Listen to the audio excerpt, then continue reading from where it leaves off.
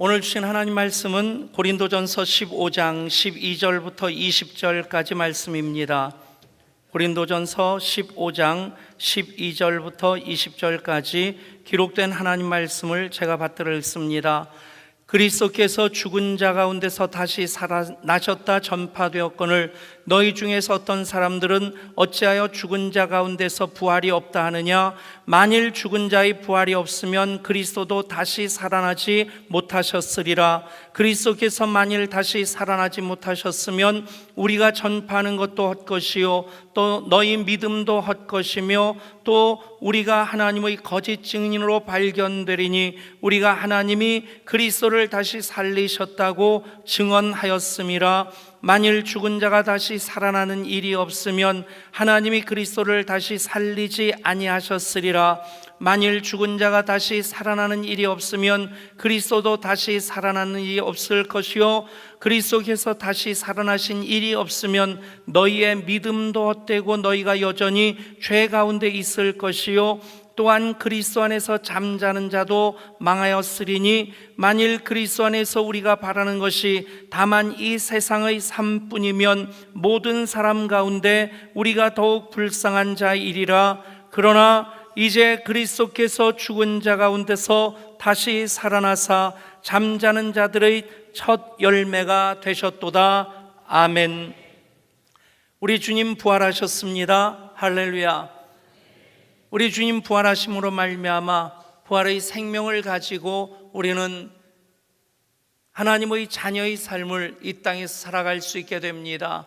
그 부활의 생명의 역사가 우리 가정과 일터와 이 나라와 민족 선교지 가운데 일어날 수 있기를 부활하신 우리 주 예수 그리스도의 이름으로 축원합니다.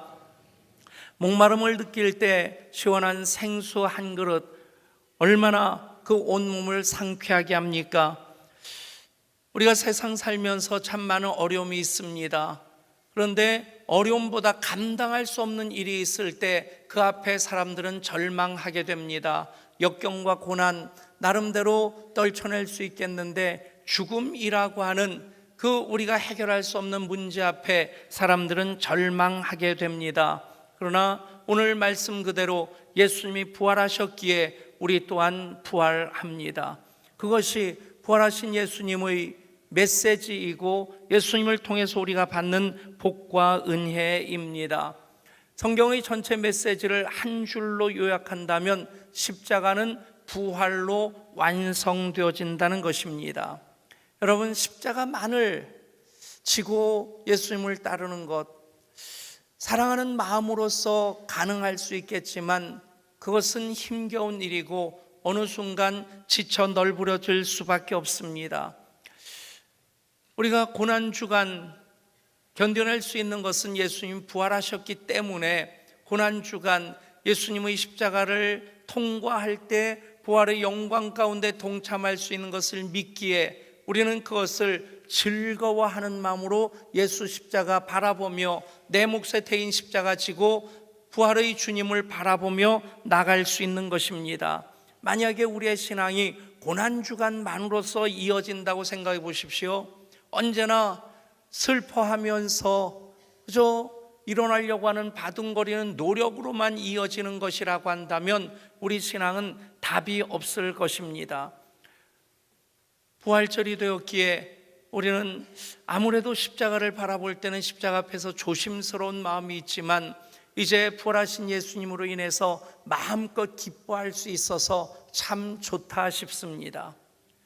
계절이 겨울만으로 이어진다고 한다면 그 계절을 살아가는 맛을 느낄 수 없을 텐데 봄이 오면서 봄의 생명의 역동으로 꽃이 피고 그 잎사귀들마다 녹색으로 이렇게 나무를 장식하는 것을 보면서 생명의 역사 참 귀하다는 생각 다시 하게 됩니다. 부활의 계절마다 생명을 사모하는 마음, 열망하는 마음이 더 커질 수 있기를 소원합니다. 고난주간 지내면서 그래도 십자가를 바라보며 한 끼 금식해야 되지 않겠나 하는 마음으로 한 끼 금식하고 그것으로 북한 어린이들을 돕고자 하는 그 헌금으로 묻고자 하는 마음을 가졌습니다. 금식 안 하더라도 해야 될 헌금인데 금식하면서 그 헌금을 하는 것 더 의미 있고 귀하다 믿습니다. 그런데 부활절 맞이해서 오늘 아침 밥을 먹는데 얼마나 맛있는지 모르겠어요. 오늘 찬양대가 딴 때보다 더 찬양을 더 잘한 것 연습의 결과일 수도 있겠지만 우리 권사회에서 밥을 잘 준비해 주셔서 밥심이죠? 아멘 하는 거 보니까 매주 해줬으면 좋겠다. 꿈 깨십시오. 근데 저는 저 자신을 보면 금식의 은사는 없다는 생각이 들어요. 우리 교회에 계셨던 동두천 교회 지금 담임으로 심호하시는 구재상 목사님 보면 그분은 정말 금식의 은사가 있는 분이에요. 일주일 금식하고 그것도 한 끼 금식이 아니라 새끼 금식을 쭉 하다가 금요 성령 집회 인도를 하면 그때는 더 펄펄 뛰어요. 그분이 계셨을 때는 그냥 내가 금식 안 하고 목사님 대신 해줘 그럴 수가 있었는데 지금 있는 부목사님들 중에서는 금식의 은사가 있는 분이 없는 것 같아요. 누구라고는 얘기는 안 하겠지만 목사는 금식하는데 자기는 금식 안 하더라고요. 심할서를 받을까? 근데 동두천에서 목회하면서 참 가슴앓이를 많이 했습니다. 그래서 버텨내려고 금식도 많이 했어요. 은사도 없는데 금식을 하려고 하니 얼마나 힘들겠습니까? 어떤 때는 사흘 금식도 하고 일주일 금식도 하고 또 보름 금식도 하고. 근데 금식을 하면서 무슨 생각이냐면 하나님 제가 이렇게 힘들어하는데 좀 봐주셔야 되지 않겠습니까? 그런 어떤 막 몸부림하는 마음으로 금식을 하는데 근데 야속할 때가 언제냐면요 그렇게 금식하다가 잠이 들면 예수님이 짠 하고 나타나셔야 되지 않습니까? 그게 상식적이지 않겠어요? 예수님께서 짠 하고 나타나셔서 백목사 야야야야 그러시면서 너 힘든 건 나도 안다 그래도 힘내라 내가 너와 함께 하느니라 그러시면 아멘 할렐루야 할 텐데 금식하다가 꿈을 꾸면 빵이 나타나요. 그리고 꿈에서 깨면 더 야속한 거예요. 아니 그럴 수가 있습니까? 그런데 가만 생각해 보면 일용할 양식 주신 하나님 은혜가 얼마나 소중한 것인지. 아멘. 그럴 때 저희 둘째 아들이 한 번은 꿈속에서 예수님을 봤다는 거예요. 신기하더라고요. 예수님 어떻게 생겼든 그랬더니 예수님 자세히 얼굴은 못 봤고 그런데 예수님이래요. 근데 예수님 뭐라고 하든 그랬더니 이러고 가만 바라보시다가 하시더래요. 그렇게라도 예수님 만나면 글쎄요 그것 때문에 신대원 다니는지는 모르겠지만 어쨌든 정말 부활하셨기 때문에 우리가 마음껏 부활의 생명으로 하나님을 찬양할 수 있고 하나님과 더불어 살아갈 수 있다. 근데 여러분 예수님 부활하지 않으셨다면 그 퀘스천 마크를 한번 달아보십시오. 제자들이 예수님 3년 동안 따라다녔습니다. 예수님 말씀을 얼마나 많이 들었습니까? 직접 예수님의 말씀을 들었다? 얼마나 감격스러운 일이겠어요.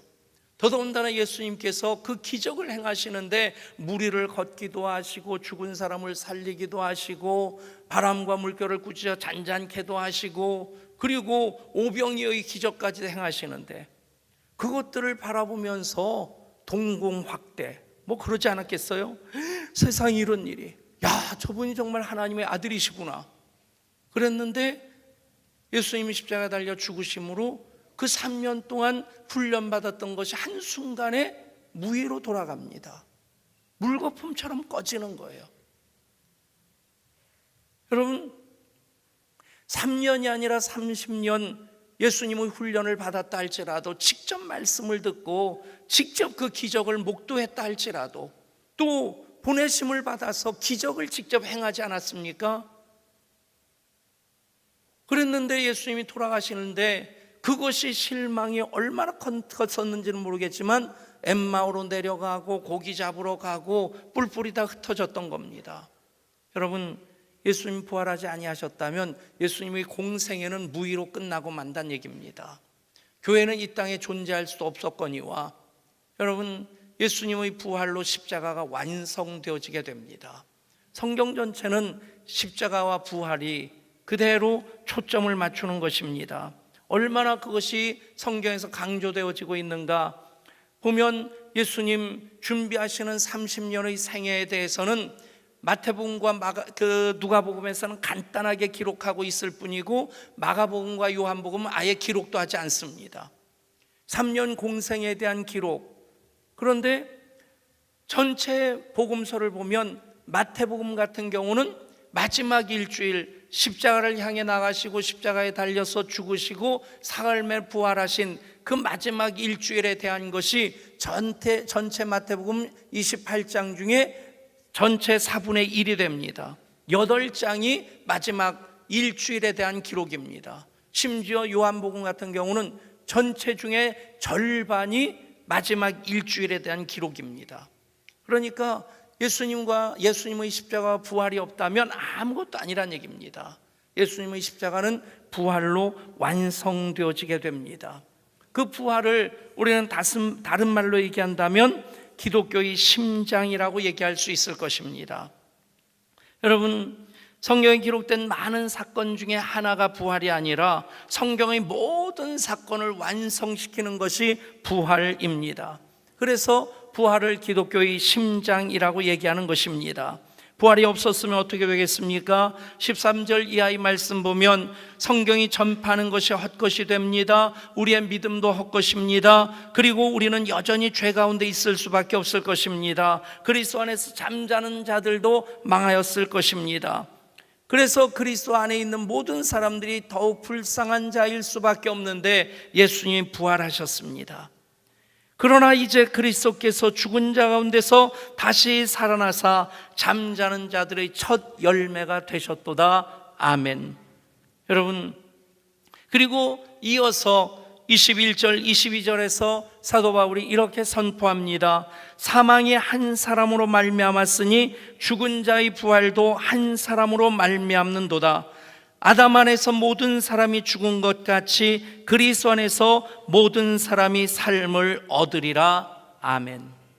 여러분, 부활이 없다면 모든 것은 다 불가능해집니다. 기독교도 존재할 수 없고 교회도 존재할 수 없고, 그리고 하나님의 약속의 말씀은 여전히 미완성인 상태로 그렇게 바라봄의 대상일 수밖에 없습니다. 여러분, 부활은 성경의 모든 말씀을 풀 수 있는 열쇠입니다. 사람이 죽었다고 할 때 뇌가 기능을 멈추면 뇌사라고 얘기를 합니다. 식물인간하고 뇌사하고는 또 다른 건데, 식물인간은 그래서 뇌의 호흡중추라든가 생명을 관장하는 그 부분은 움직이고 있는 겁니다. 근데 뇌사라고 하면 그 호흡중추까지도 다 멈추는 겁니다. 그렇게 되면 뇌는 죽은 거예요. 근데 여전히 심장은 뛰고 호흡은 합니다. 보통 뇌사 판정이 되면 24시간 안에 그렇게 심장도 멈추게 되는 경우가 대부분이긴 한데, 어쨌든 뇌가 죽었어도 심장이 뛰고 있으면 그 사람은 아직 안 죽은 겁니다. 근데 뇌는 살아있다 할지라도 심장이 멈추면 그건 죽은 겁니다. 여러분, 우리의 삶 모든 영역 가운데서 그만큼 우리 신앙이 한가운데 자리하고 있고, 그 신앙의 한가운데 자리에 부활의 신앙이 자리 잡고 있음을 믿으시기를 바랍니다. 여러분, 부활이 없으면 다 죽는 것이 됩니다. 부활이 없으면 모든 것은 아무것도 아닌 것이 됩니다. 예수님 부활을 집중적으로 연구한 유명한 학자 중에 하버마스라는 분이 계십니다. 하버마스 박사인데 그분이 예수님의 부활에 대해서 수십 년 연구하고 예수님의 부활을 주제로 해서 21권의 책을 씁니다. 부활 하나만을 가지고 21권의 책을 쓸 수 있다.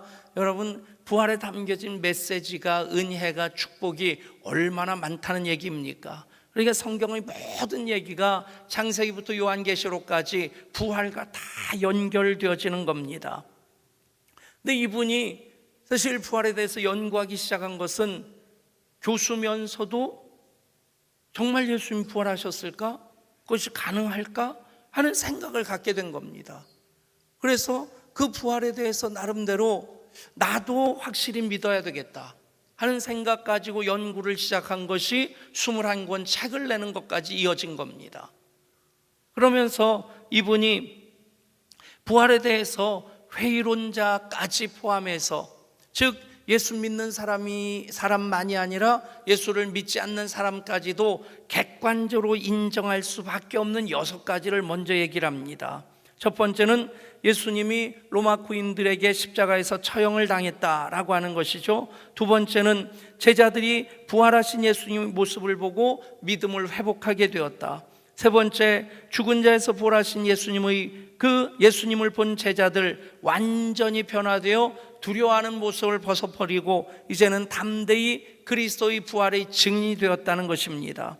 그리고 네 번째, 부활의 선포는 기독교의 출발이 되었다는 것입니다.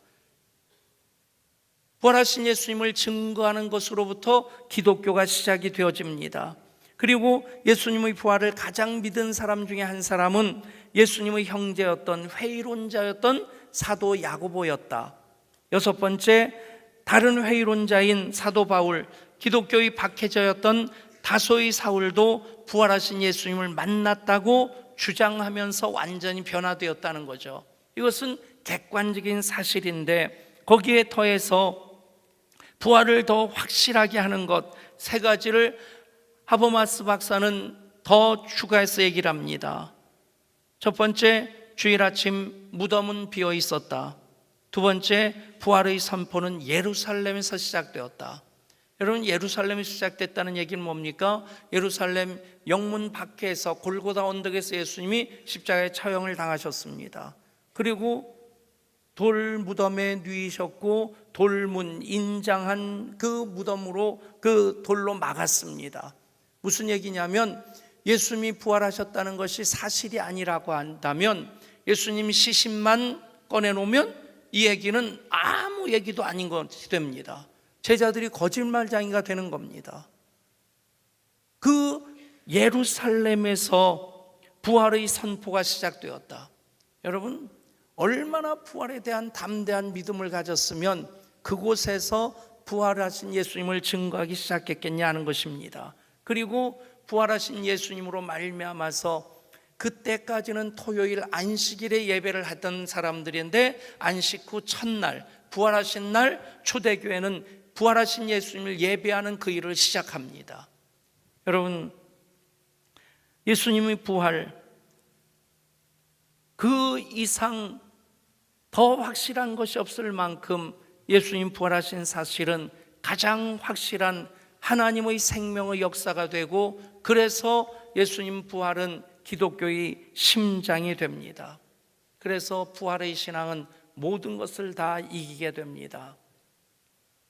재작년 KBS 다큐 스페셜로 교회 오빠 편이 방영이 되었었습니다. 이관희 집사에 대한 이야기였죠.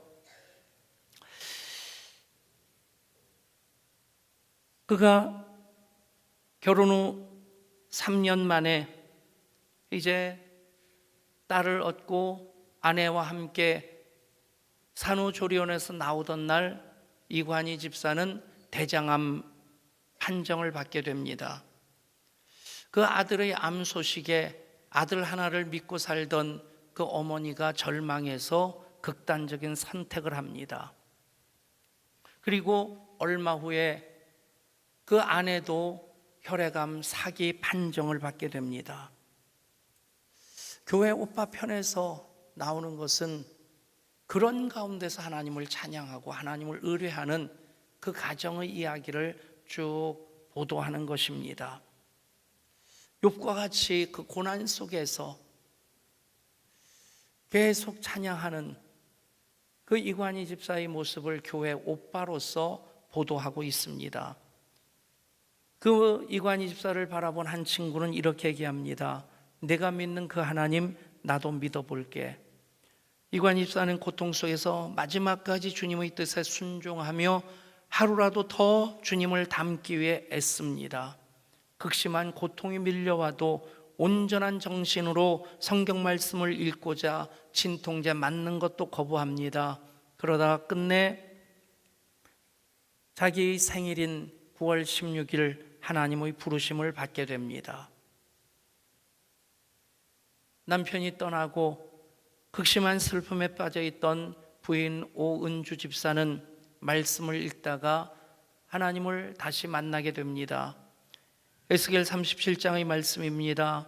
주님이 골고다 언덕에서 십자가 지심으로 마른 뼈같이 죽어있던 영혼을 살리시고 그들을 이스라엘 군대로 회복시키신 것처럼 남편의 죽음 결코 헛되지 않은 죽음으로 그로 인하여 많은 영혼을 살리실 것을 믿고 기도하고, 그래서 그 교회 오빠편 후속편까지 해서 이제 영화로 제작하고 있습니다. 그 오은주 집사가 기대하는 것은 단 한마디입니다. 그 훗날 천국에서 남편을 만날 때 한마디 말 듣기 원한다는 거예요. 은주야, 수고했다. 여러분, 부활의 신앙이 없다면 100번 1000번 절망하고 좌절할 수 있을 텐데, 부활의 신앙으로 천국에서 사랑하는 남편을 다시 만날 것을 믿기에 그 모진 고난 이겨내고, 그 남편의 고난을 통해서 하나님께서는 고난 중에 있는 많은 사람들을 위로할 것을 믿으면서 오은주 집사가 이 얘기를 합니다. 그 어떤 고난과 역경도 심지어 죽음조차도 하나님의 사랑보다 크지 않다는 것입니다. 그것을 고백합니다. 여러분, 예수 부활하셨기에 우리가 이 시간 예배자로 이곳에 있을 수 있고, 또 예수 부활의 생명으로 살아갈 때 우리는 생캠 40일로 마무리되는 것 아니고 그 생명의 역사가 사랑을 통해 계속 흘러가기 소원하는 마음으로 기쁨 나눔의 50일을 시작하게 되는 것입니다. 그런 마음으로 부활의 기쁨, 계란을 함께 나누는 것부터 시작하는 여러분 될 수 있기를 원합니다. 부활은 기독교의 생명입니다. 부활의 생명의 역사가 심장의 박동으로 여러분 속에 꿈틀거려서 여러분 삶 전체에 부활의 생명이 가득한 부활의 은혜와 복이 임하기를 부활하신 우리 주 예수 그리스도 이름으로 축원합니다. 하나님, 예수 부활하셨기에 이 시간 부활의 아침 우리가 예배합니다. 예배하는 모든 이들의 고백이 예수 부활, 내 부활입니다. 그 부활의 신앙으로 살아갈 때에 세상 고난과 역경 속에 힘들 수 있습니다. 죽음 앞에 절망할 수 있습니다. 그러나 그 어떤 고난과 역경보다 예수 부활 더 강력한 생명의 역사를 이룹니다. 하나님의 사랑은 훨씬 더 큽니다. 이기고 또 이기는 우리들을 되게 하여 주시고, 그것을 기쁨 나눔 50일을 통해 우리 가족들과 이웃들과 지역사회와 함께 나눌 수 있게 하여 주시옵소서. 우리 주 예수 그리스도 이름으로 간절히 기도드리옵나이다. 아멘.